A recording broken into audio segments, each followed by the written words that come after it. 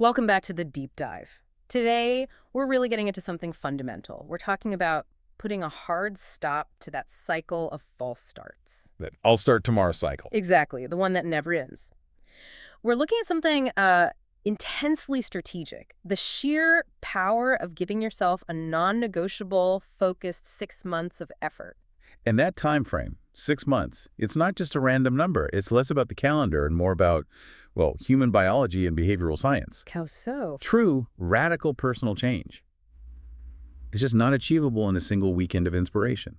It needs that sustained, consistent commitment to create new neural pathways, Yeah. to fundamentally reset your entire operating system. Right, and that's the universal challenge, isn't it? The hook we all fall for is this. Why do we repeatedly start these major personal changes? Learning a new skill, starting a business, getting serious about our health. Only to quit. Only to quit, often just a few weeks in.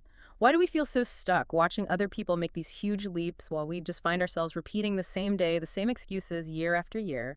Well, that feeling of frustration, that stuckness, it's usually not a flaw in your character. It's a strategic misalignment. A misalignment. Most people try to make big changes fueled by temporary motivation. And motivation it's fleeting, depends on your mood, the weather, if you get a good night's sleep. It's unreliable. Completely. Yeah. And when the path gets hard or boring or just uncomfortable, which it always does, motivation evaporates and the whole project collapses. So this deep dive today is about building something else. Precisely. It's a blueprint to shift you entirely from that unstable fuel to a foundation that's built on an unshakable mindset and real discipline. Okay, so this isn't a general self-help lecture. We're not doing a motivational speech here. No. We are hunting for a deep, almost technical blueprint for transformation, getting right to the core behavioral and psychological foundations. Exactly. We've got 3 critical phases ahead of us. First, we have to get crystal clear by defining the subtle poisons that derail us. The things we don't even see. The things we pretend not to see. Second, we'll establish the psychological framework for mastering self-regulation, basically how we control our own impulses. And finally, we move into application, detailing how to build a resilient identity that naturally reflects that growth and self-trust over this 6-month window. Okay, let's start there. Phase 1. This journey into, as the sources put it, brutal self-awareness. It demands an immediate and very difficult action. You have to be brutally honest about what is actually undermining your potential.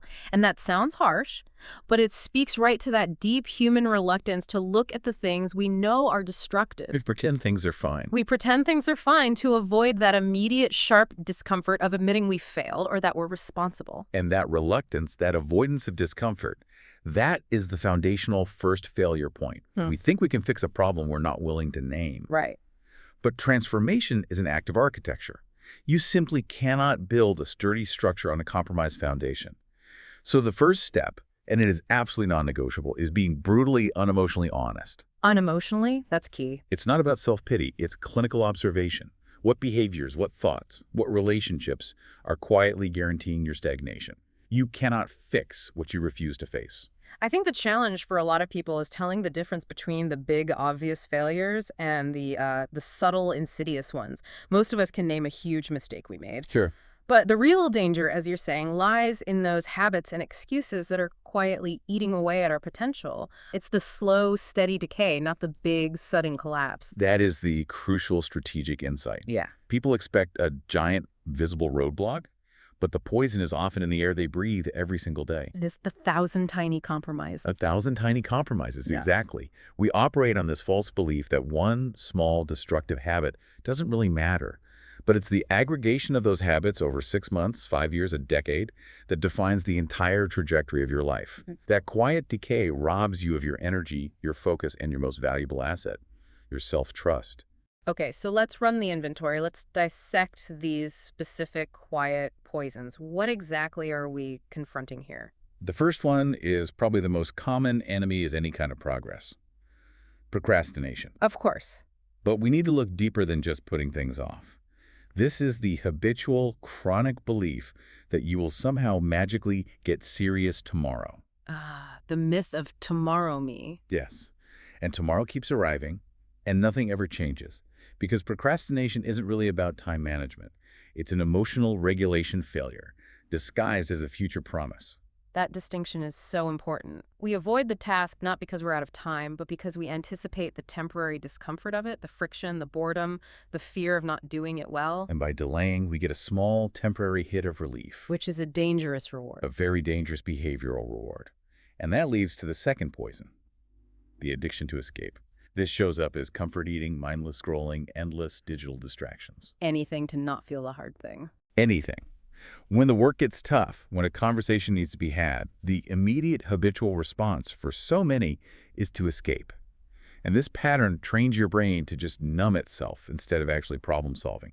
You're systematically eroding your capacity for resilience by constantly seeking the easy off-ramp. And then if we look at the internal landscape, there's the third poison, the limiting mindset. It seems like this is the internal generator for all this self-sabotage. It really is. That constant nagging voice inside your head, doubting, fearing, expecting the absolute worst outcome. That mindset is a self-created prison. When you operate from a deep place of distrust, not trusting your own abilities, not believing you're capable of being consistent, the only logical action your brain can take is to self-shrink. Self-shrink, I like that term. You consciously or subconsciously hide from opportunity. Yeah. You stay small. You refuse challenges that might expose you to failure. This limiting mindset becomes a self-fulfilling prophecy of underachievement, and any 6-month plan is doomed to fail if that voice remains dominant. And finally, we have to look outward at the draining relationships. This is, I think, the hardest one for so many people. It's not about hating the people in your life. Not at all. But it's about recognizing that if your circle habitually laughs at your attempts to change or questions your commitment or actively pulls you back into low standards, they are fundamentally not aligned with where you want to go. It's a matter of energetic alignment. It's almost physics. Growth demands clarity and a tremendous amount of focused energy. Yeah. You cannot maintain that high standard if you are constantly being filtered through someone else's fear or their cynicism or their own unwillingness to grow. You become the average of the people you spend the most time with. If they reinforce stagnation, they are a poison to your progress, regardless of how much you love them. And that leads directly to the core of this, which is self-betrayal. Because the truth is, we are the ones who let these poisons, both internal and external, stay. We allow it. We avoid the conflict, we say yes when we mean no, we settle for being stuck. Because confronting the truth means setting a boundary, and setting a boundary means immediate conflict or a hard conversation. And that, ultimately, is the definition of betraying your own future. It is the ultimate act of self-abandonment. Yep. And the point of transformation, the real turning point, is the strategic shift from passive intention, oh, I want to change someday, to undeniable action. Right now. Right now. Real change begins when you stop accepting the lie and you make a firm, undeniable decision. I am not doing this anymore. I see what's hurting me, and I am done allowing it to steal my potential. The growth you're looking for doesn't care about your comfort. It doesn't care about your desires. It cares exclusively about your commitment and your willingness to act even when it's deeply uncomfortable. So the 6 months don't start by building a huge new to-do list. No, not at all. It starts by intentionally stopping the things that actively cause you regret. Exactly. You start by removing the compromise. If you know that spending 3 hours on social media every night drains your focus and makes you feel terrible, you cut it out entirely. If a certain food or habit guarantees a cycle of shame and low energy, you eliminate it. You don't need a complex 10-point plan if the very ground you're standing on is rotten. That removal creates the necessary space for self-respect to return and for real building to finally begin.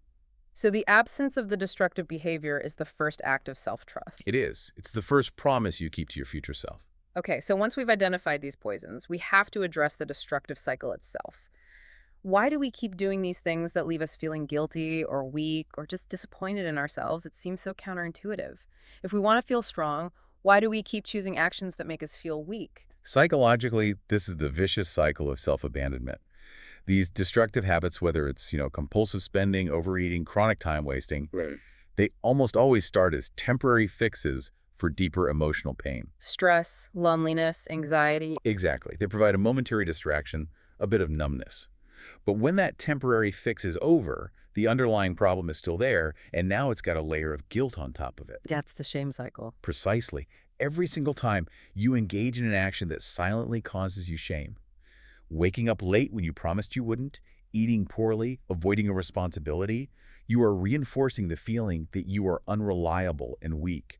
Yeah. Confidence is not born from positive affirmations. It's born from keeping promises to yourself.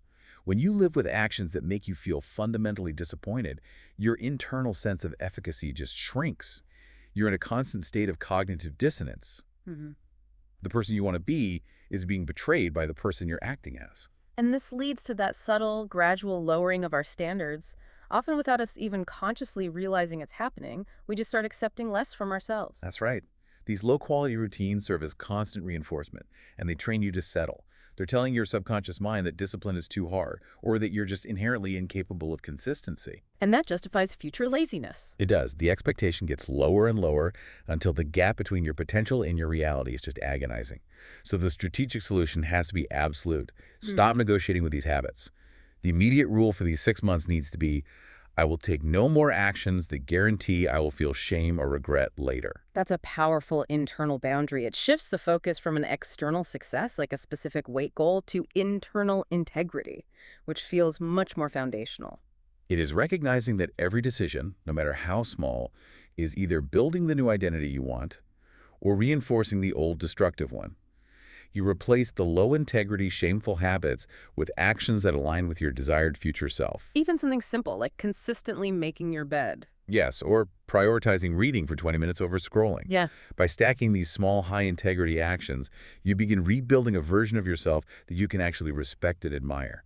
You stop being a person at war with your own intentions. This brings us right to the next big challenge, which is almost unavoidable culturally: instant gratification.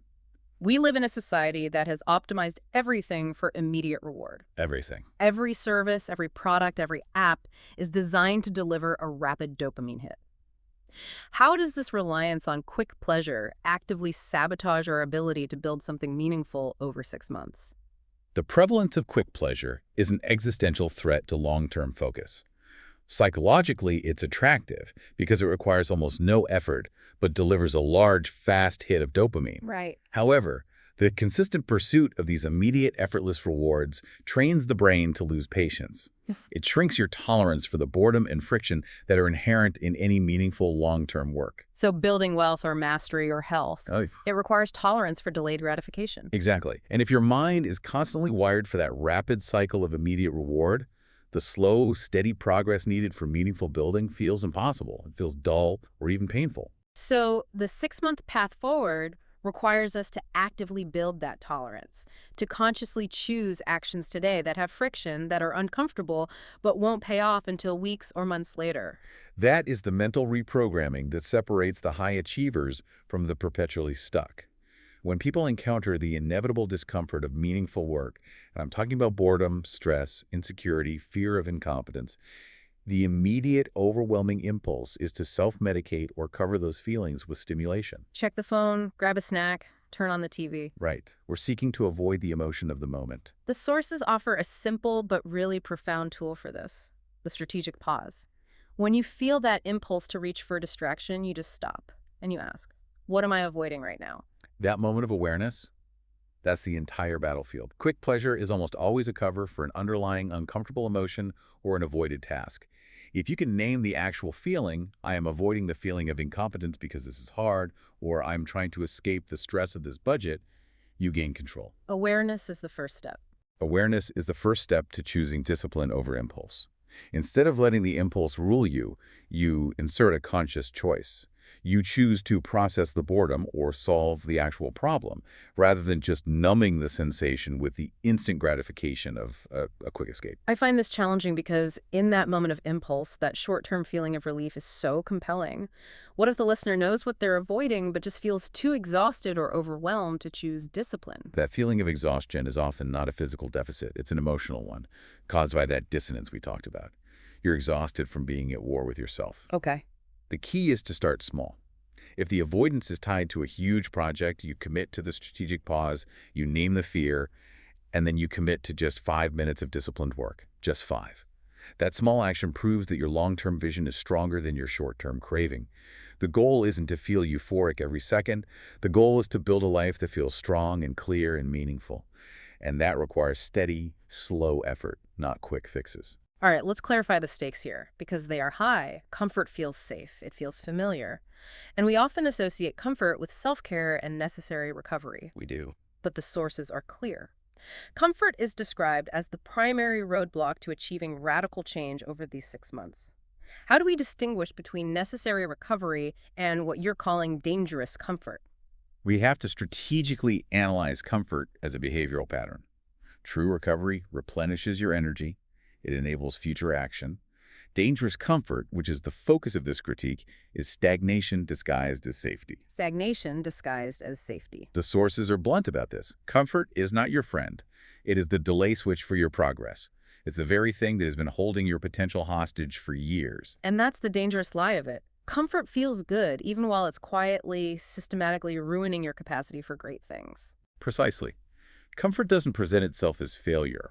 It just offers an attractive alternative to hard work, to inconvenience, to friction. And it keeps you stuck in the same place year after year, forcing you to settle for a life that never demands your best efforts. And then you look back and realize it didn't protect you. It imprisoned you in mediocrity. This means that every single day presents a clear daily crossroads. Every small choice, no matter how insignificant it seems, shapes the final outcome of these 6 months. Every day is a referendum on your future self. Do you wake up at the promised time or do you sleep in? Do you focus on the difficult task or do you scroll until time runs out? Do you prepare a healthy meal or order junk food? Push through the last 10 minutes of the workout or just skip it? All of it. These small moments reinforce a dominant pattern. Choosing dangerous comfort reinforces the part of you that wants to stay the same. Choosing progress builds a version of you that can handle and do and be substantially more. But isn't it unrealistic to ask people to perpetually choose the hard thing? I mean, how do we balance strategic discomfort with the very real need to avoid burnout? And that's where the definition of comfort and growth clarifies itself. Strategic discomfort means choosing the hard action required for your growth, sticking to the budget, having the difficult conversation. Okay. Avoiding burnout means choosing the rest required for longevity, sleeping 8 hours, taking a planned weekend off. The difference is intentionality. Comfort seeking is reactive, and it's done to numb. Rest is intentional, and it's done to fuel. The fundamental trait is clear. Choosing progress means choosing short-term discomfort, the friction of the challenge, for long-term strength and freedom. So we stop running from difficulty just because it feels hard, and we stop using self-care as an excuse to perpetually stay small. You earn self-respect by consistently making decisions that build your future, rather than just maintaining your comfortable present. You have to admit that dangerous comfort has cost you far more potential and pride than it has ever given you in temporary ease. That psychological realization is the strategic shift required to begin this 6-month transformation with the necessary grit. Okay, so let's get practical. Phase 3, the application. If discipline is the mechanism for change, how do we structure our days not just for busyness, but for intentional, forced growth? I think a lot of people mistake filling up their calendar for having a productive routine. Growth does not happen by accident. It happens through intentional friction. It requires a routine that holds you to a higher standard, entirely independent of your mood or your motivation. Right. The key here is not complexity, it is clarity and simplicity. You have to avoid the overwhelming 15-point checklist that just guarantees you'll feel like a failure by 9 a.m. I think we've all made that list. We all have. Instead, focus on the 3 to 5 high-leverage activities, the few things that genuinely stretch you, improve your mindset, or sharpen your high-value skills. You need the right things done consistently, not just more activities performed randomly. And the sources heavily emphasize the architecture of the morning, specifically leading the morning. The first hour is the foundational battleground of the day. If you start with distraction, reaching for the phone, scrolling social media, checking email, you immediately start the day reacting to other people's priorities, not leading your own. You're on defense from the moment you wake up. Exactly. That instant distraction hijacks your focus and sets a precedent of low intentionality for the entire day. The first hour must be claimed for self-building, movement, reviewing your written goals, concentrated learning, or even just silence and reflection. This practice trains your mind to follow your direction, not your immediate emotional impulses. That makes perfect sense. The mind is freshest and most disciplined right after waking. But if we're aiming for growth, the routine has to include things we instinctively want to avoid. Absolutely. The routine must incorporate intentional friction. Growth happens when you stop doing what's easy and convenient and you start doing what is necessary and hard. If your daily structure allows you to skip the difficult email or defer the workout or avoid the deep work session, then it's a routine designed for comfort, not for evolution. So it must include challenges. It must.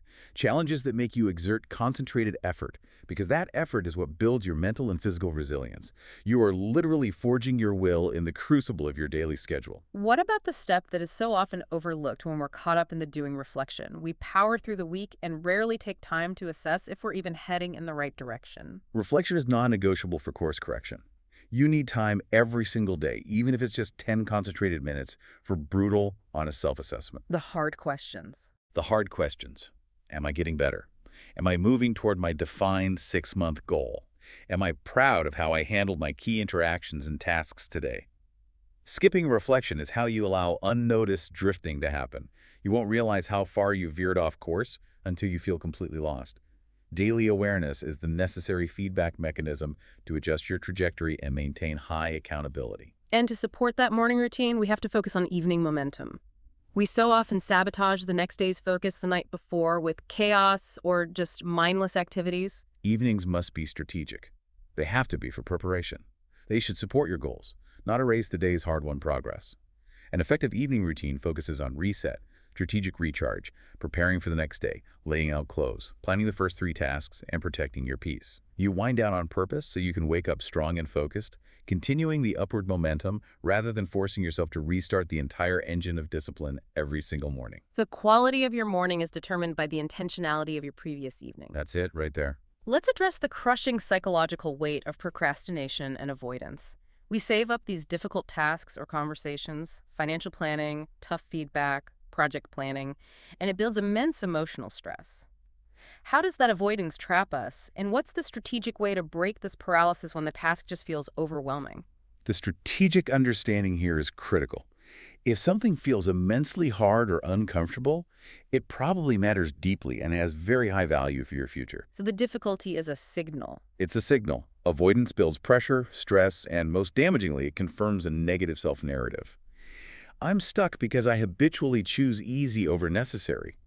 You feel shame not because the task is hard, but because you betrayed your own commitment by not even trying. And most people wait. They wait for the hard things to magically get easier or for the fear to completely disappear before they'll start. And that waiting is guaranteed failure. We have to adopt the fear action principle. Hard things do not get easier by waiting. The only way to diminish fear is through action. Fear is just an anticipation of a negative outcome. By avoiding the action, you reinforce your brain's belief that the fear was justified. Yeah. You have to learn to take the first step, even while your hands are shaking and your mind is resisting.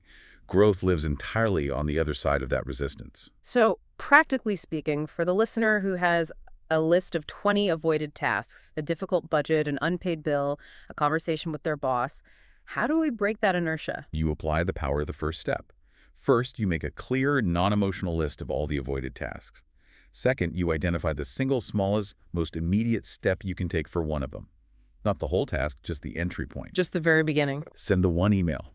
Make the first 10-minute phone call. Just open the budgeting software, and you take that step immediately. This action shifts your momentum. It proves that the anticipation and the fear were far worse than the task itself, and it sends a signal to your brain. We've started. We are not running. This sounds like conditioning. We're retraining the brain to associate hard work not with pain, but with the immediate reward of relief and self-respect. It is the ultimate form of conditioning. Hard things are your training ground. They build character, they build grit, and they build enduring self-respect. The people who navigate life with calm competence didn't get there by avoiding struggle. They learned how to stay steady, focused, and non-reactive when discomfort was present. When you stop negotiating and you stop avoiding what needs to be done, you feel demonstrably lighter, clearer, and more in control because you have paid your self-respect debt. Okay, let's talk about the ultimate reclaim. Building proof and protecting your energy. Earlier, we discussed the damage caused by self-betrayal breaking promises to yourself, which causes that profound loss of confidence. Over 6 months, how do we systematically repair that relationship with ourselves? How do we reclaim that core self-trust? The repair is never achieved through talk or elaborate planning. It's achieved through the relentless building of proof that you are reliable. Proof? Trust is the currency of the self. It's psychological collateral, and it's earned through repeated, consistent action, not through temporary bursts of motivation or emotion. You have to start small, but be absolutely perfect in your follow-through. Set a promise you know you can keep. Wake up at the set time, review your finances for 15 minutes, and then you follow through, regardless of whether you feel tired or tempted or distracted. So every small, completed action acts as undeniable evidence. It rewrites your internal history. You are actively rewiring the internal narrative. Your brain maintains a story about who you are.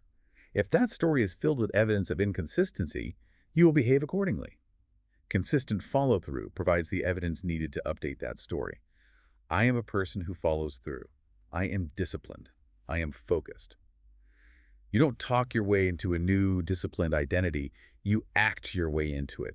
You have to stack micro wins until the evidence is so overwhelming that your self-image automatically shifts. It's interesting. I think we tolerate behavior from ourselves. Laziness, lying, making excuses that we would never tolerate from a friend or a colleague.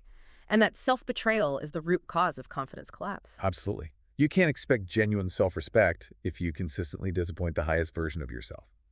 But the moment you start stacking those small, non-negotiable wins, that internal narrative of weakness begins to collapse. So when something goes wrong, When something inevitably goes wrong, a missed day, a temporary setback, you don't spiral because you have months of accumulated proof that shows you are resilient. You just adjust and continue forward. let's connect this new internal self-trust to the external world.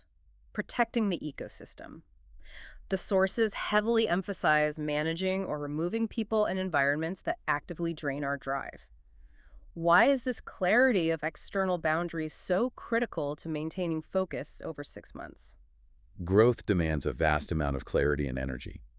You simply cannot maintain a high focus and a high standard if you are constantly being pulled into low standard, draining, or cynical environments. Right. If you keep surrounding yourself with people who mock your goals, constantly introduce chaos, or give you continuous permission to stay the same, you will inevitably shrink your standards to fit their reality. This isn't about becoming an antisocial hermit. It's about optimizing your environment for success. That pressure from others isn't support. It's often their own fear of change disguised as advice or friendship. Precisely. When you genuinely start to grow and succeed, you force the people close to you to look at their own stagnation. And not everyone is ready to handle that truth. So they try to pull you back down. They will, often subconsciously. Using humor or guilt or emotional manipulation, the boundary check is essential. Do these people genuinely challenge me to grow, or do they enable me to settle? Do I feel energized and clear, or drained and confused after I spend time with them? So strategic distancing isn't mean-spirited. It's an act of self-preservation and focus maintenance. How does someone practically implement this without causing destructive conflict? It's about setting clear, non-negotiable boundaries, often without needing to announce some major breakup. Strategic distancing just means limiting time. It means ending conversations that lead nowhere. It means refusing to engage in gossip or low-standard activities. For example, Instead of committing to an entire chaotic weekend, you commit to a defined 2-hour coffee session. You stop editing your dreams and your standards to make other people comfortable. Clearing that space creates the silence and focus you need to hear your own vision. And crucially, it makes room to attract new, aligned relationships, people who value discipline, growth, and truth. Your future is not a group project, it's an individual construction. and that brings us to the final strategy. Absolute ownership. This feels like the highest level of accountability required for this transformation, taking ownership of every single choice, every outcome. Why is this the pivotal point where external circumstances suddenly cease to matter? Because ownership is the ultimate and most powerful form of reclaiming your agency. Absolute ownership is accepting, completely and without exception, that your life is the direct, logical reflection of your accumulated choices. How you spend your time, your energy, your focus. All of it. And this isn't about self-flagellation or guilt. It's about recognizing that you are never truly powerless. We hear people all the time engaging in this, dispelling the myth of powerlessness. They say, I didn't have time, or my schedule is too busy, or the economy is against me. Those statements are passive choices. Yeah. They are a choice to relinquish your power and adopt a victim narrative that says you're not responsible for your current state. So ownership is accepting that even allowing disrespect or staying in a draining job is a choice. It is a decision you made. And the transformative shift happens the moment you truly own your part. I chose that path. I chose that response. Because then, and only then, are you empowered to change your part. Blame looks outward. Accountability looks inward. So we stop waiting for the external fix. The lottery win, the perfect boss, the sudden burst of motivation. You practice actionable ownership in every small decision. You choose your attitude when you get bad news. You choose your behavior when temptation arises. You follow through without outsourcing responsibility to feeling motivated or comfortable. So when you take responsibility for the 2 hours you spent scrolling, You are then able to redirect the next 2 hours with powerful intentionality. This builds a rock-solid foundation of accountability and self-respect, making you unshakable by external circumstances. When things go wrong, the highly accountable person doesn't spiral.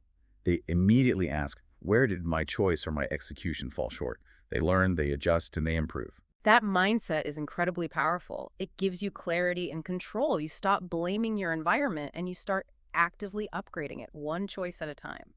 Exactly. You cease pointing outward and you dedicate all of your energy to looking inward and fixing your internal systems. You choose the hard thing when it leads to growth. You choose the honest path even when it's uncomfortable. And you act daily as if your future depends entirely on what you do today because, well, it does. When you stack those choices day after day for 6 months, you build a life you fundamentally don't feel the need to escape from.